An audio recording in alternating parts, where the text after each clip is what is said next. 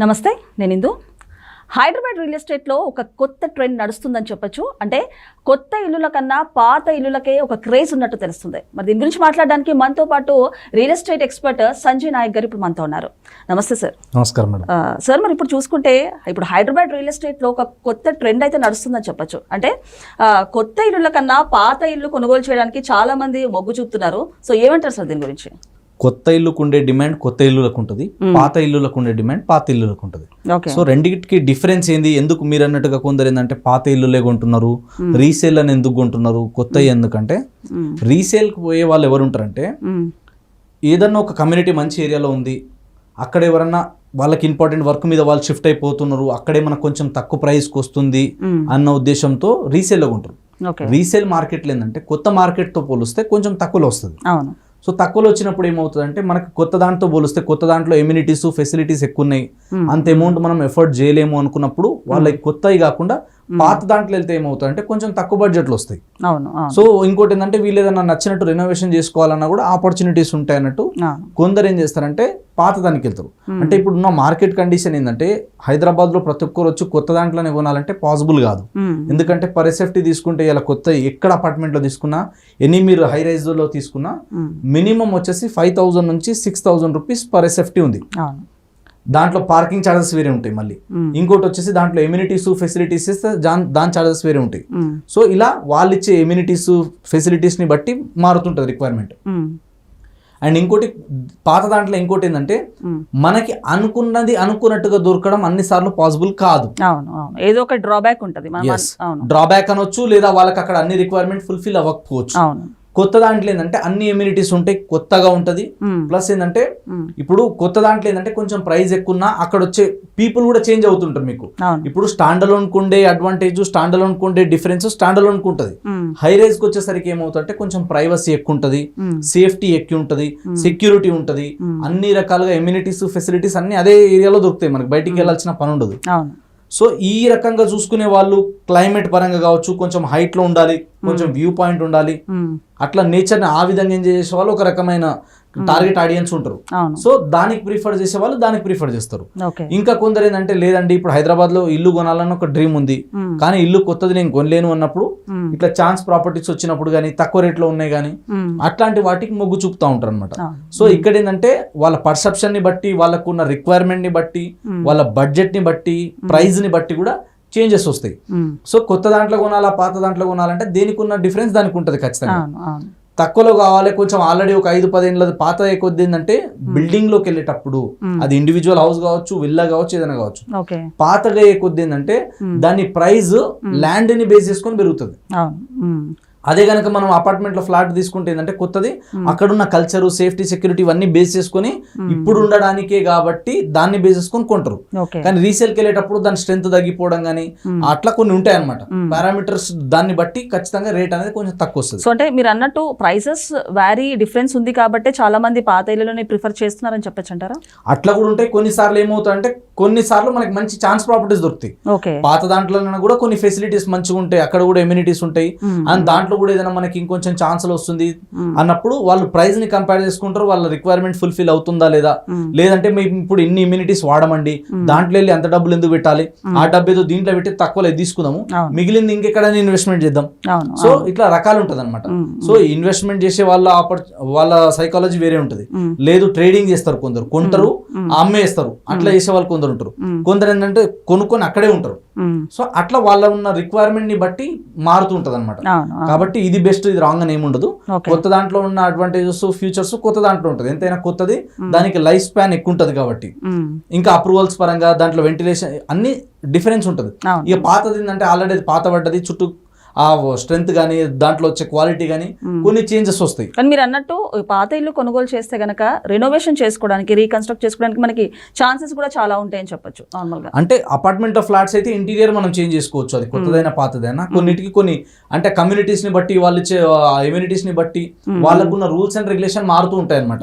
అందరిది ఒకేలా ఉండదు. అదే మనం ఇండివిజువల్ గా ఇండిపెండెంట్ హౌస్ కి వెళ్ళాం అనుకోండి, అప్పుడు మన చాయిస్ అది. అప్పుడు ఏమవుతుంది, ఆ హౌస్ ప్రైస్ కంటే ల్యాండ్ ప్రైస్ మీదనే వస్తుంది మనకి. అప్పుడు మనకు నచ్చలేదు, దాన్ని ఇంకేదైనా రెనోవేషన్ చేయాలి, లేదా 2 floors ఉంది ఇంకో 3 వేయాలనుకున్నప్పుడు అది మనకు నచ్చినట్టు దాన్ని మనం మోల్డ్ చేసుకోవచ్చు.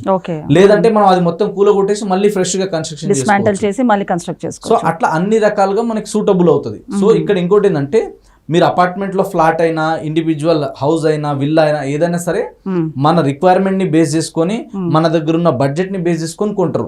సో ఈ వీటిని పారామీటర్ ని చెక్ చేసుకున్న తర్వాత మాత్రమే దేంట్లో కొంటే బాగుంటది, దేంట్లో అయితే మనకు సెట్ అవుతుంది అని చెప్పి ఎవరెవరు రిక్వైర్మెంట్ కి తగ్గట్టు వాళ్ళ రిక్వైర్మెంట్ చేంజ్ అవుతూ ఉంటుంది. కొందరు ఏం చేస్తారు, ఇప్పుడు ఇక్కడ కొన్ని రోజులు ఉంటారు, తర్వాత ఇంకేదైనా మంచి ప్రాపర్టీ వస్తే ఇది అమ్మేసి అందులోకి వెళ్ళిపోవడం కానీ, లేదా దీంట్లో తక్కువలో వస్తుంది మనకి ఛాన్స్ లో వస్తుంది అన్నప్పుడు దీని నుంచి మనం ఎట్లా జనరేట్ చేసుకోవాలి. కొందరు ఏంటంటే ఆల్రెడీ ఒక హై రేంజ్ లో ఉంటారు, ఆల్రెడీ మంచి దాంట్లో ఉంటారు, ఇంకో ఏమైనా తక్కువలో వచ్చినా కూడా అందులో కొనుక్కొని రెంట్కి ఇచ్చుకోవడము ఇట్లా చేస్తారు. కొందరు ఏంటంటే అపార్ట్మెంట్ లో ఫ్లాట్లలో ఇన్వెస్ట్మెంట్ చేస్తారు, కొందరు ఏంటంటే ఇండివిజువల్ హౌస్ లో ఇన్వెస్ట్మెంట్ చేస్తారు. చూసుకుంటే మీరు అన్నట్టు ఒక అపార్ట్మెంట్ ఫ్లాట్ అనుకోవచ్చు, లేకపోతే ఓపెన్ ప్లాట్ అనుకోవచ్చు, రెండింటికి అంటే డిఫరెన్స్ ఏంటి? ఈ రెండిట్లో చాలా మంది ఇప్పుడు ఎంతో మంది కొనుగోలు చేద్దామని చూస్తారు. దేనికి మనము ఏది కొనడానికి మొగ్గు చూపితే కరెక్ట్ అంటారు? ఫ్లాట్ అంటారా, ఓపెన్ ప్లాట్ అంటారా? ఏది మనకు బెనిఫిట్ అంటారు? ఇప్పుడు మీరు ఇక్కడే ఉండాలి, మీ వర్క్ ప్లేస్ కి నియర్ బై ఉండాలి, ఇందాక నేను చెప్పినట్టు మీకు సేఫ్టీ, సెక్యూరిటీ ఇవన్నీ ఫ్యూచర్స్ మీకు ఉండాలి అనుకుంటే ప్రజెంట్ కోసం అయితే గో ఫర్ ఫ్లాట్స్. ఇప్పుడే ఉంటాం మేము అనుకున్నప్పుడు చాలా మంది ఏం చేస్తారు, మా పిల్లల ఎడ్యుకేషన్ కి దూరం ఉండదు, మా ఆఫీస్ కి దూరం ఉండదు అనుకున్నప్పుడు అపార్ట్మెంట్ లో ఫ్లాట్స్ కి వెళ్తారు. అది ఇండివిజువల్ అంటే మనకి హై రైజ్ కావచ్చు, లేదంటే స్టాండ్ అలోన్ బిల్డింగ్ అయినా సరే వాళ్ళ రిక్వైర్మెంట్ తగ్గట్టు దాంట్లో వెళ్తారు. ఇంకా కొందరు ఏం చేస్తారు, ఎంతైనా అది అపార్ట్మెంట్ లో ఫ్లాటే, నాకు ఒక ఓన్ ఉండాలనుకున్న వాళ్ళు దానికి వెళ్తారు. బడ్జెట్ మ్యాటర్ అవుతుంది, రిక్వైర్మెంట్ మ్యాటర్ అవుతుంది. లేదు ప్యూర్లీ ఇన్వెస్ట్మెంట్ అనేటప్పుడు మాత్రం ఓపెన్ ప్లాట్ ఇస్ బెస్ట్. అంటే అగ్రికల్చర్ ల్యాండ్ గానీ, ఓపెన్ ప్లాట్ గానీ. సో అగ్రికల్చర్ ల్యాండ్ లో కూడా ఏంటంటే మనకి ఇప్పుడున్న సిటీకి సరౌండింగ్ లో కొంచెం మంచి ప్రైమ్ లొకేషన్ లో కొనాలంటే 80 లక్షల నుంచి ₹1 కోటి మినిమం పెట్టాలి ఎకరం. హైవే ఫేసింగ్ పెట్టాలంటే మినిమం ఏ హైవేలలో కూడా ఇప్పుడున్న మార్కెట్ లో 3 నుంచి 4 కోట్ల కంటే తక్కువలో దొరకడం కష్టం, ఎనీ హైవే, అది నేషనల్ హైవే అయితే. సో కాబట్టి అంత బడ్జెట్ పెట్టగలుగుతాం అనుకుంటే హైవేలలో కొంటారు. లేదు అంత బడ్జెట్ కొనలేమన్నప్పుడు లోపలికి వెళ్తే 80 లక్షల నుంచి ₹1 కోటి మంచి మంచి బిట్లు వస్తాయి, మెయిన్ రోడ్ బిట్లు, అట్లా తీసుకోవచ్చు.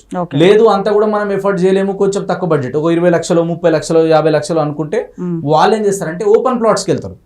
ఓపెన్ ప్లాట్ లో వెళ్తే ఏముంటది, సేమ్ దాంట్లో కూడా ఏంటంటే ఒక 30-40 లక్షలు మీరు పెట్టినంటే, అంటే 30 lakh దాటితే మీకు మంచి లగ్జరీ ఎమ్యూనిటీస్ వస్తాయి. లైక్ దాంట్లో పార్కులు కావచ్చు, ఎవెన్యూ ప్లాంటేషన్ కావచ్చు, స్విమ్మింగ్ పూల్ కావచ్చు, క్లబ్ హౌస్ కావచ్చు, ఇలాంటి రిసార్ట్స్ కావచ్చు, ఇవన్నీ ఇప్పుడు అందరు కల్చర్ మారింది. సో దాంట్లో వెళ్తే ఏమవుతుంది అంటే కొంచెం మంచి లొకేషన్ లో, మంచి డెవలపర్ దగ్గర ఒక ప్రాజెక్ట్ లో ఒక ప్లాట్ వస్తుంది, అండ్ రెసిడెన్షియల్ గా అది అన్ని అప్రూవ్డ్ ఉంటది కాబట్టి రేపు రీసేల్ కూడా ఈజీ ఉంటుంది. అప్రిషియేషన్ పరంగా కూడా కొంచెం మార్కెట్ గ్రో అవడానికి ఎక్కువ స్కోప్ ఉంటుంది.